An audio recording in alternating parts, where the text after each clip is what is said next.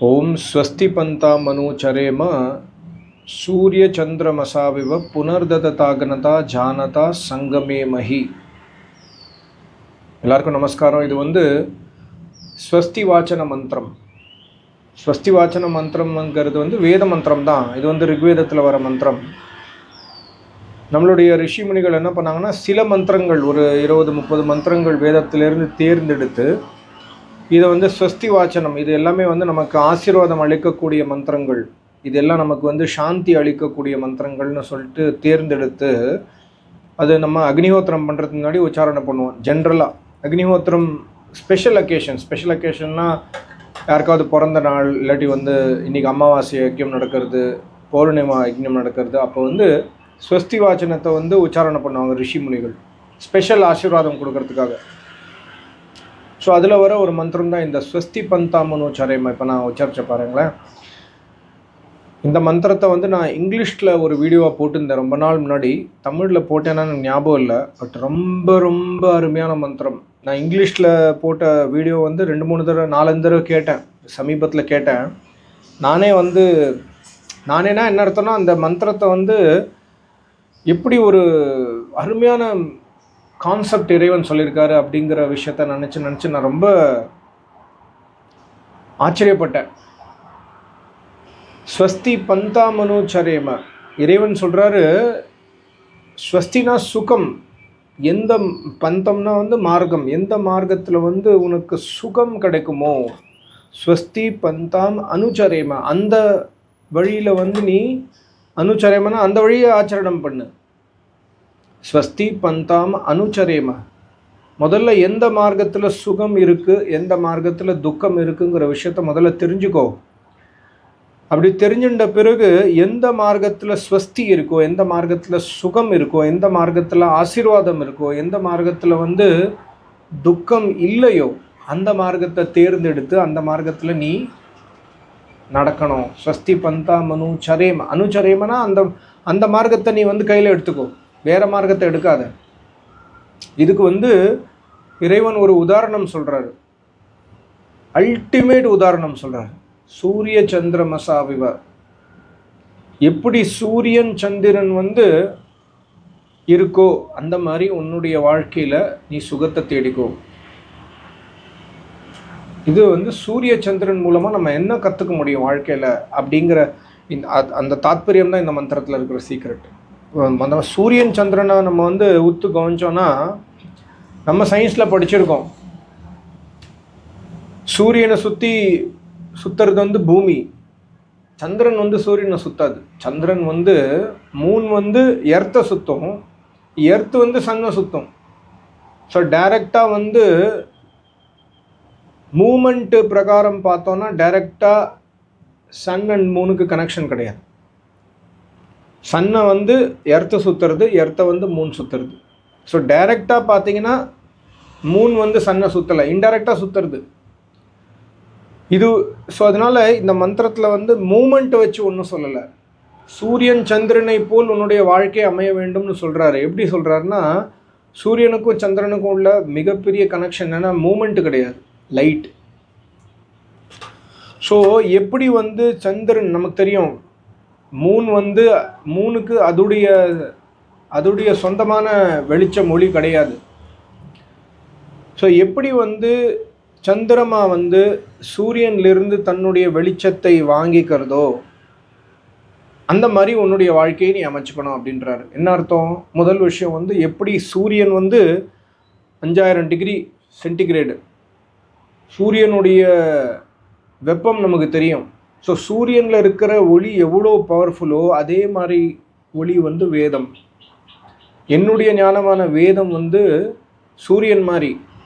நீ வேதத்திலிருந்து உன்னுடைய வாழ்க்கைக்கு தேவையான ஒளியை எடுத்துக்கோ. எப்படி சந்திரன் சூரியன்லேருந்து ஒளி எடுக்கிறதோ அதே மாதிரி உன்னுடைய வாழ்க்கை பயணத்தை சுகமாக அமைப்பதற்காக சூரியனிலிருந்து எப்படி சந்திரன் ஒளி எடுக்கிறதோ அந்த மாதிரி வேதத்திலிருந்து நீ ஒளியை எடுத்துக்கோ. ஒளினா வேதத்திலிருந்து ஞானத்தை எடுத்துக்கோ. இது ஒரு கான்செப்ட். அப்புறம் என்ன சொல்கிறாரு, சூரியனுடைய ஒளி எப்படி இருக்கும்? சூரியனுடைய டே டைமில் 40 degree, 37 degree, 38 degree summer peak சம்மரில் போனால் 50 டிகிரி டெல்லியிலாம். சூரியனுடைய ஒளி வெப்பம், ஆனால் சந்திரனுடைய ஒளி குளிர்ச்சி.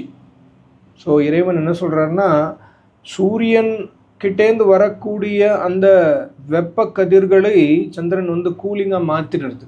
ஸோ அந்த மாதிரி உன் வாழ்க்கை இருக்கணும். உன்னுடைய ஞானம், நீ வந்து வேதத்திலிருந்து ஞானம் எடுக்கிற, ஆனால் நீ என்ன பண்ணுற, வேதத்திலிருந்து ஞானம் எடுத்து இன்றைக்கி நீங்கள் சவுத் இந்தியாவில் போனீங்கன்னா எல்லா இடத்துலையும் நான் பார்த்த வரைக்கும், உங்களுக்கும் நீங்கள் எக்ஸ்பீரியன்ஸ் பண்ணியிருப்பீங்க, வேதம் தெரிஞ்ச பிராமணர்கள், அவங்க பிராமணர்கள் கிடையாது, பட் அவங்களே பிராமணர்கள்னு சொல்லிப்பாங்க. வேதம் அறிந்த பிராமணர்கள், வாத்தியார்கள், ஐயர்கள், இவங்கெல்லாம் என்ன பண்ணுவாங்க, அகங்காரத்தில் நிறையா இருப்பாங்க. எனக்கு தான் தெரியும். அந்த ஒரு இடத்துல வந்து வேத பாராயணம் நடக்கிறதுனா, உங்கள் வீட்லேயே தவசம் நடக்கிறது, இல்லாட்டி கணபதி ஹோமம் நடக்கிறது, யாராவது வந்திருக்காங்க, 10-15 பேர் வந்திருக்காங்கன்னா, நீங்கள் நோட் பண்ணிங்கன்னா, அவங்க சொல்லும்பொழுது ஒருத்தர் ஒன்று சொல்லுவார், அதோடைய ஜாஸ்தி வாய்ஸில் இன்னொருத்தர் சொல்கிறதுக்கு முயற்சி பண்ணார். இவர் அதுக்கப்புறம் காம்படிஷன், இந்த மாதிரிலாம் நடக்கும். இறைவன் சொல்கிறாரு, சூரியன்கிட்டேருந்து வரக்கூடிய ஒளியை வந்து எப்படி குளிர்ச்சி பண்ணி சந்திரன் கொடுக்கறதோ, அந்த மாதிரி நீ வந்து வேதத்திலேருந்து என்ன பண்ணுற, நீ வேதத்திலேருந்து ஞானத்தை எடுக்கிற, உனக்கு தான் உச்சாரணம் தெரியுங்கிற அகங்காரத்தை ஷோ பண்ணுற. அந்த மாதிரி ஷோ பண்ணாத, ஹம்பிளாக இருக்கு. உனக்கு வேத ஞானம் தெரியும், உனக்கு உச்சாரணம் தெரியும், உனக்கு ஸ்வரம் தெரியும், உனக்கு வந்து சமஸ்கிருத இலக்கணம் தெரியும், உனக்கு வேதத்தில் இருக்கிற சில விஷயங்கள் தெரியும்னா, அந்த ஞானத்தை வந்து வெளிக்காட்டும் பொழுது அகங்காரத்தில் காட்டாத, அந்த வெப்பத்தை கக்காத. எப்படி சந்திரன் குளிர்ச்சியாக அந்த விஷயத்த சொல்கிறதோ அந்த மாதிரி நீயும் குளிர்ச்சியாக சொல்லு. ஏன்னா வந்து நமக்கு இருக்கிற குவாலிட்டி என்ன, ஹியூமன் பீயிங்காக நம்ம ரொம்ப ஜாஸ்தி அகங்காரிகள். நமக்கு ஒரு விஷயம் தெரிஞ்சிருத்து, மற்றவனுக்கு தெரியலன்னா நம்ம அந்த இடத்துல எப்படி பிஹேவ் பண்ணுவோன்னு உங்களுக்கு எல்லாருக்குமே தெரியும்.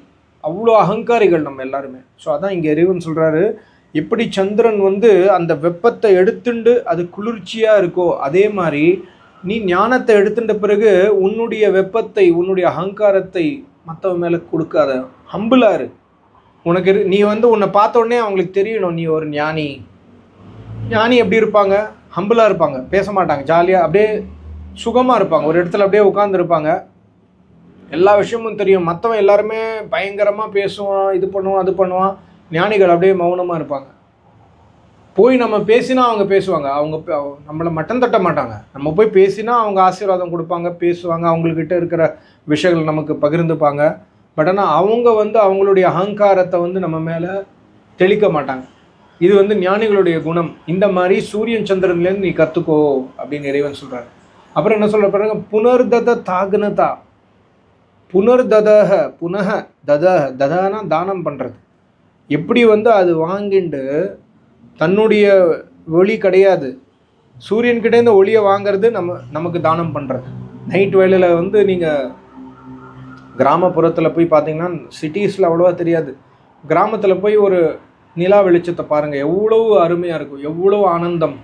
நான் எங்கள் குருநாதர் ஆசிரமம் போகும்போது பௌர்ணமி அன்றைக்கி வெளில போய் நிற்பேன்.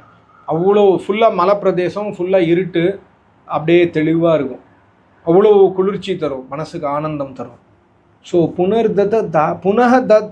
புனக தான்னா திருப்பி தானம் எடுத்துக்கிறது, அதை அப்படியே கொடுத்துடுறது. கொடுக்கும்பொழுது அகங்காரம் இல்லை.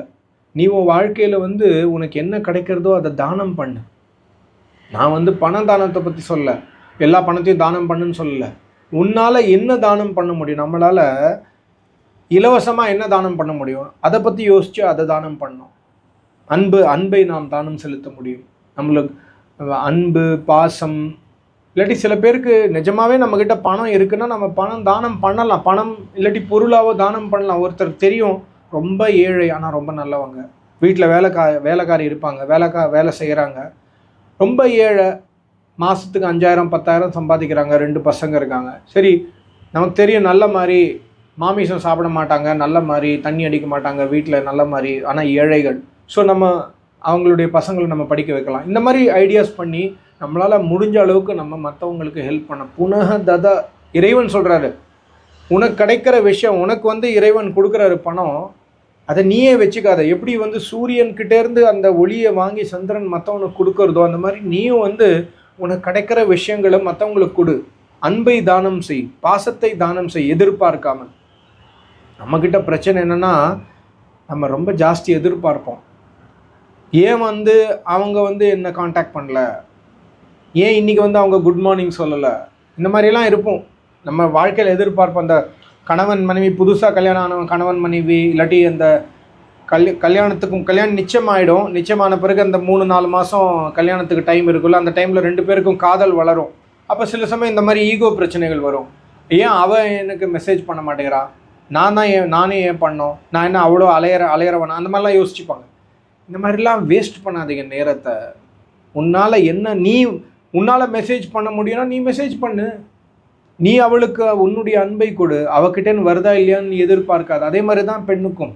உன்னால் முடிந்த அன்பை நீ உன்னுடைய கணவனுக்கு கொடு, உன்னுடைய எதிர்கால கணவனுக்கு கொடு. அது திருப்பியும் கிடைக்கிறதா இல்லையான்னு ஏன் நீ எதிர்பார்க்குற? நிலவு வந்து எதிர்பார்த்தா பண்ணுறது, நிலவுக்கு கிடைக்கிறது அது அப்படியே நம்ம கொடுக்கறது இல்லை. இறைவன் சொல்கிறார் புனர்தத அகனதா. அது மட்டும் அகனதா, அஹிம்சை. அகனதானா வந்து ஹிம்சை அற்று நீ ஒரு விஷயத்த கொடுக்குறேன்னா அந்த இடத்துல ஹிம்சா. நீ வந்து நிறைய பேர் என்ன பண்ணுவாங்கன்னா, லைஃப்பில் நம்ம ப்ராக்டிக்கலாக பார்க்குற விஷயங்கள், அவங்க கொடுக்குற தானத்திற்கு நான் பார்த்துருக்கேன். இந்த ஒரு ஏரியாவுக்கு போனேன் ரொம்ப வருஷத்துக்கு முன்னாடி. அந்த ஏரியாவில் ரொம்ப ஏழைகள். அங்கே இருக்கிற பெண்களுக்கு வந்து அவங்க 12 hours 13 hours ஒர்க் பண்ணுவாங்க. பெண்கள் ஆண்கள் எல்லாரும் தண்ணி அடிக்கிற பார்ட்டி, லேடிஸும் ஃபுல்லாக தண்ணி அடிக்கிற ஏரியா. ஏதோ ஒரு சில பேர் நல்ல மாதிரி இருக்கிறாங்களாம். அவங்களுக்கு வந்து இந்த ஓனர்கள், அந்த ஃபேக்ட்ரியில் வச்சுருக்கிற இந்த ஓனர்கள்லாம் என்ன பண்ணுவாங்க, அழகான இருக்கிற பொம்பளைகளை கூப்பிடுவாங்க. நீ என்கிட்ட வந்து படுத்துட்டு போ, நான் உனக்கு பணம் கொடுக்குறேன். ஸோ எதிர்பார்த்து வேலை செய்யுது. இது வந்து அஹிம்சா இல்லை, ஹிம்சை. ஒரு பொண்ணை வந்து என் கூட வந்த பிறகு நான் அவளுக்கு, சரி நீ உன்னுடைய வீட்டு செலவு எவ்வளோ, 5000 ரூபா, சரி நான் 5000 ரூபா தரேன், நீ வந்துட்டு போகணும், நான் எப்போல்லாம் கூப்பிட்றேன்னு நீ வந்துட்டு போகணும். இது வந்து ப்ராஸ்டியூஷன். இது வந்து ரொம்ப கேவலமான விஷயம். அதான் இங்கே இறைவன் சொல்கிறாரு, நீ கொடுக்க வேண்டிய தானத்தை வந்து எதிர்பார்க்காமல் கொடு. நான் இது பண்ணால் அவன் எனக்கு இது பண்ணணும் அப்படிங்கிறதுனால நீ பண்ணாத. டிரைவருக்கு நம்ம டிப்ஸ் கொடுக்குறோம், எதுக்காக கொடுக்குறோன்னா டிரைவர் எனக்கு அந்த வேலையெல்லாம் செய்வோம், அதனால நான் டிப்ஸ் கொடுக்குறேன். அந்த மாதிரி நீ பண்ணாத.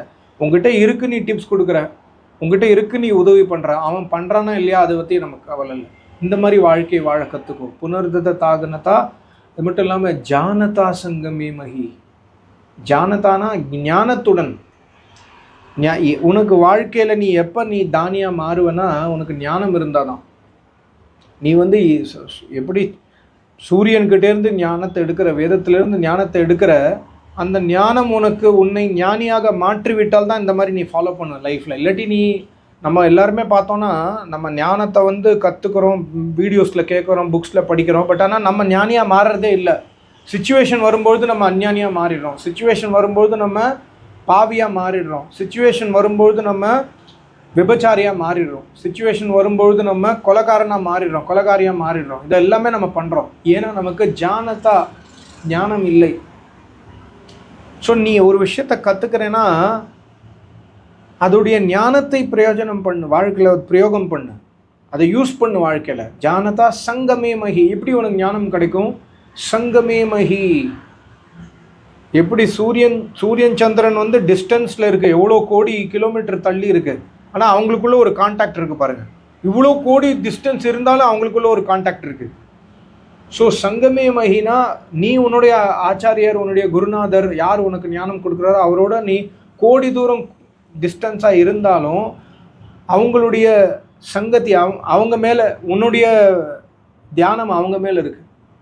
ஸோ அவங்க என்ன சொல்கிறாங்களோ உனக்கு புரியும். அவங்க சப்போஸ் என் குருநாதர் வந்து யூடியூப்பில் வந்து பேசுகிறாருன்னா, உண்மையான சிஷ்யன் யார் இருந்தாலும் தெரிஞ்சிடும், குருநாதர் இதுதான் சொல்ல வராரு, குருநாதர் இன்றைக்கி இதுதான் யோசிக்கிறாரு. இன்றைக்கி வந்து குருநாதருடைய என்ன சொல்கிறது, விருத்தி இந்த மாதிரி இருக்குது. ஏதோ ஒரு சிஷ்யன் தப்பு பண்ணிட்டான், இன்றைக்கி புரிஞ்சுன்றோம் நம்ம தூரத்தில் இருந்தே. ஸோ அந்த மாதிரி ஒரு ஞானிகளோட கான்டாக்ட் பண்ணி சங்கமே மகி, அவங்களுடைய கான்டாக்டில் வரும்பொழுது உனக்கு ஞானம் ஏற்படும். ஆனால் நம்ம பிரச்சனை என்னென்னா, நம்மளுடைய கான்டாக்ட்ஸ் எல்லாருமே வந்து கீழ்த்தனமான கான்டாக்ட்ஸ். நம்ம யாரோட கான்டாக்ட் தொடர்பு வச்சுருக்கோமோ மோஸ்ட் ஆஃப் த டைம் நீங்கள் பார்த்தீங்கன்னா வம்பு பேசுகிறதுக்கு கான்டாக்ட்ஸ் வச்சுருப்போம், இன்னொருத்தனை பற்றி பேசுகிறதுக்கு தனியான பார்ட்டி. இப்போ அவனை பற்றி ஒரு விஷயம் நம்ம பேசணும்னா, ஒருத்தனுக்கு ஏதோ தப்பு நடந்துருது, தீங்கு நடந்துருதுன்னா அந்த விஷயத்தை நம்ம இன்னொருத்தங்கள்கிட்ட பகிர்ந்துப்போம். நல்ல விஷயங்கள் பேசுகிறதுக்கு வேறு ஒரு கான்டாக்ட்ஸு, அப்புறம் வந்து வேறு ஏதோ பேசுகிறதுக்கு வேறு ஒரு கான்டாக்ட்ஸ். இந்த மாதிரி நம்ம பிரித்து வச்சுருப்போம். அதில் பார்த்திங்கன்னா மேக்ஸிமம் நம்பர் ஆஃப் பீப்புள் நம்ம லைஃப்பில் இருக்கிறத பார்த்திங்கன்னா அதில் 0.1% கூட ஞானிகள் இருக்க மாட்டாங்க. வம்பு பேசுகிறதுக்கு தான் நிறைய வம்பு பேசுகிறதுக்கு, இந்த விஷயம் பேசுகிறதுக்கு அவன், உலக விஷயம் பேசுகிறதுக்கு இவன், இந்த விஷயம் பேசுகிறதுக்கு அந்த பக்கத்து வீட்டு. ஸோ இந்த மாதிரி நம்ம வச்சுருக்கோம். எல்லாருமே பார்த்தோம்னா ஞானி, யாருமே இதில் ஞானி கிடையாது. நம்மளும் ஞானி கிடையாது, நமக்கும் ஞானம் தேவையில்லை. ஸோ அப்படி ஞானம் இறைவன் சொல்கிறாரு ஜானதா சங்கமே மகி, முதல்ல ஞானத்தை தேடு. எப்படின்னா நல்லவர்களுடைய தொடர்பின் மூலமாக, சத்சங்கத்தின் மூலமாக, ஆச்சாரியர்களின் மூலமாக. அப்படி அந்த ஞானம் வந்துருச்சுன்னா நீ வந்து உனக்கு கிடைக்கக்கூடிய அந்த வேத ஞானத்தை நீ வந்து பகிர்ந்துப்ப, அகங்காரத்தை கக்க மாட்ட, அவங்க மேலே குரோதத்தை பண்ண மாட்ட, ஒரு விஷயத்தை எதிர்பார்த்து ப்ராஸ்டியூஷன் விபச்சாரம் பண்ண மாட்ட, தப்பு பண்ண மாட்டேன், தர்ம வழியில் நடப்ப, அதர்மம் பண்ணுறதுக்கு பயப்படுவேன். இங்கே அங்கே பார்த்து ஒரு வேலை செய்கிறோன்னா, நம்ம பார்க்குறோம் இங்கே அங்கே பார்த்துட்டு யாரும் இல்லையா அப்படின்னு சொல்லிட்டு ஒரு வேலை செய்கிறோன்னா அது அதர்மம். ஸோ அதர்மத்தை நீ செய்ய மாட்டேன், ஏன்னா உனக்கு ஞானம் இருக்குது. ஏன் ஞானம் இருக்குன்னா உனக்கு நீ சேருகின்ற அந்த ஆச்சாரியர் வந்து ஞானி, நீ கான்டாக்ட் பண்ணிட்டு இருக்கிற அந்த நபர் வந்து ஞானி, இல்லாட்டி அட்லீஸ்ட் அவர் தபஸ்வி, அவர் சொல்கிறாரு, நீ அப்படியே ஃபாலோ பண்ணுற. ஸோ நம்ம லைஃப்பில் எவ்வளோ கான்டாக்ட்ஸ் நம்மக்கிட்ட இருக்குது, ஞானிகள், அதை நம்ம முக்கியமாக, அதுதான் நம்மளுடைய உண்மையான சொத்து. ஸோ ஒரு சூரியன் சந்திரனுடைய அந்த மூமெண்ட்டை வச்சு, அந்த ஒளியோடைய இதை வச்சு இறைவன் எவ்வளோ பெரிய ஞானத்தை இந்த மந்திரத்தை சொல்கிறார் பாருங்கள். வாழ்க்கைக்கு தேவையான ஞானம்.